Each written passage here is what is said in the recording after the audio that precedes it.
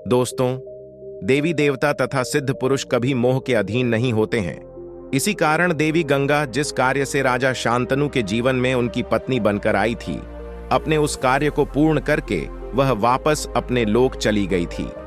परंतु राजा शांतनु एक मनुष्य थे, इस कारण वह देवी गंगा के चले जाने से बड़े उदास हो गए थे।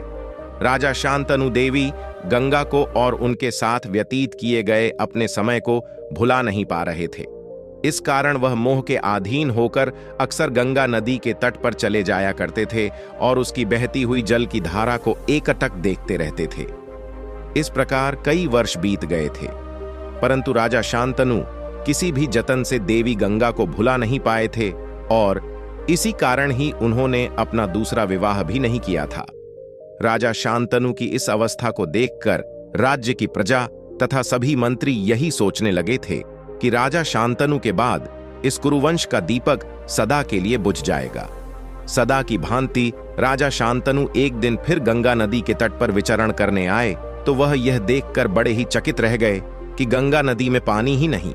सूखी हुई गंगा नदी को देख राजा शांतनु मन ही मन बड़े चिंतित हो गए और फिर इसका कारण पता करने के लिए वह नदी के किनारे किनारे उसके बहाव के विपरीत दिशा में आगे बढ़ने लगे।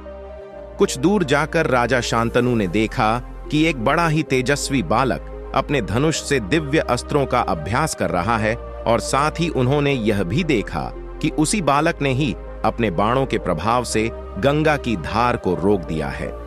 एक बालक का ऐसा पराक्रम देख राजा शांतनु बड़े ही आश्चर्य में पड़ गए थे, परंतु साथ ही उन्हें उस बालक पर इस बात के लिए क्रोध भी आ गया था कि उसने उनकी पत्नी गंगा को अपने बाणों से आहत कर उनके जल के बहाव को रोक दिया था। इसलिए वह क्रोध में उस बालक की तरफ चल पड़े थे, परंतु राजा शांतनु के उस बालक तक पहुंचने से पहले ही वह बालक अंतर्धान हो गया था और गंगा के जल की धारा पुनः अपने वेग से बहना आरंभ हो गई थी।